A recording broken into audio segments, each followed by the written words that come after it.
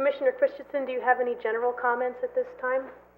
I do have some general comments at this time, and then I would like to make a motion. First of all, I'd like to echo Commissioner Wyatt's thanks to the public and to staff for all the work that's gone into this. I found that the public comment today, actually, as a new commissioner, was unusually helpful. It was very widely ranging in suggestions and information and viewpoints. That's always very useful to me. I would like to echo Ms. Harvey's disappointment in particular about hearing accusations of personal bias. I would like to note that strong opinion stated strongly is not necessarily bias. And those types of personal accusations are not helpful to me as a commissioner. Just want to make that note.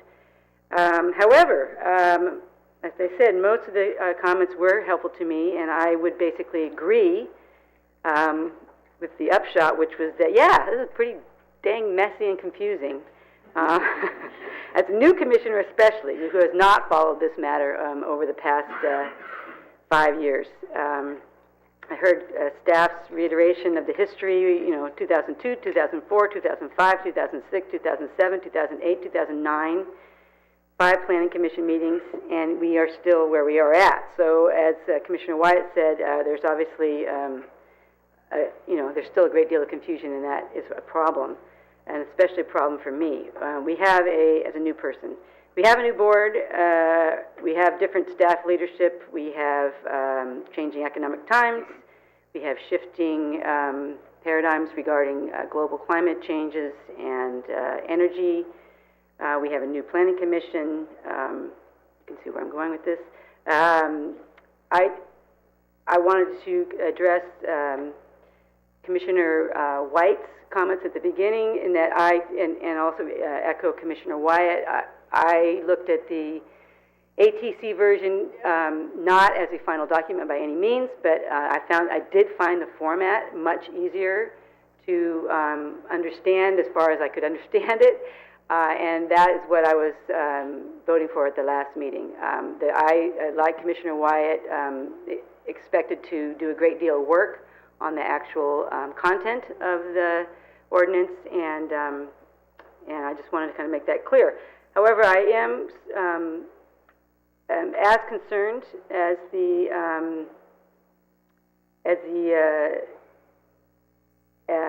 what's ATC? Ag Tourism. Thank you very much. I am concerned about the Ag Tourism Council's comments on that line between when does ag land become commercial land, and I think that is something that will increasingly occupy our county. But I don't necessarily agree with all of their recommendations and how to deal with that.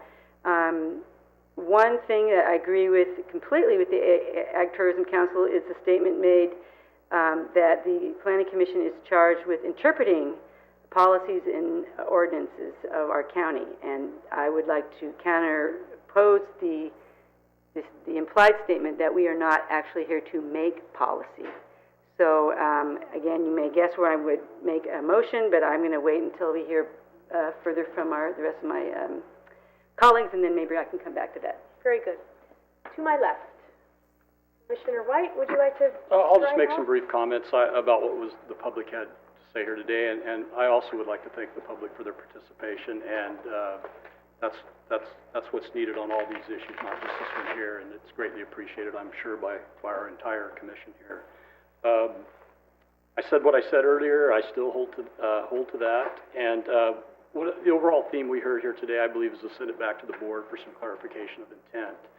But beyond that, there were some other things that struck me pretty hard here today, and one of them was that not one size fits all, that these things should be looked at on a case-by-case basis, and some balance should be applied here. And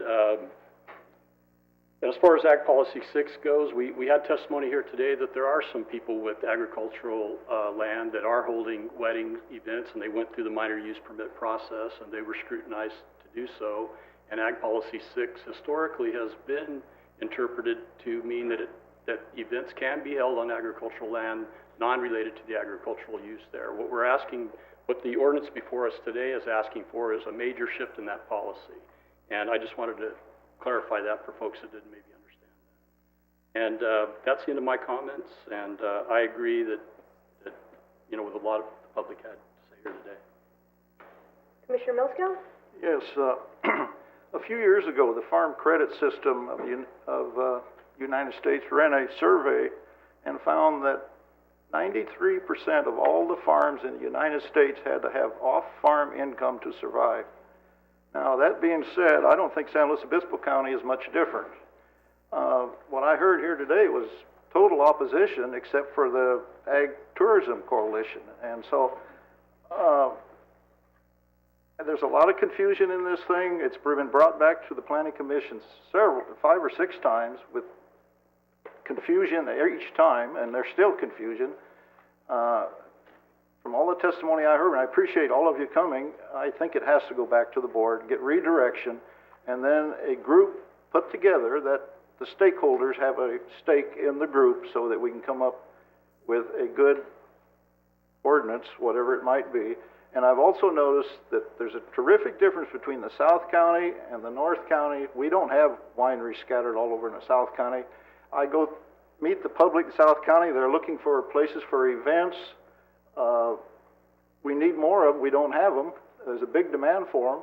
And so one shoe may not fit the total county. So I think there's a lot of work that has to be done on this, and the stakeholders have to have a voice in this so that we don't end up like we have here today.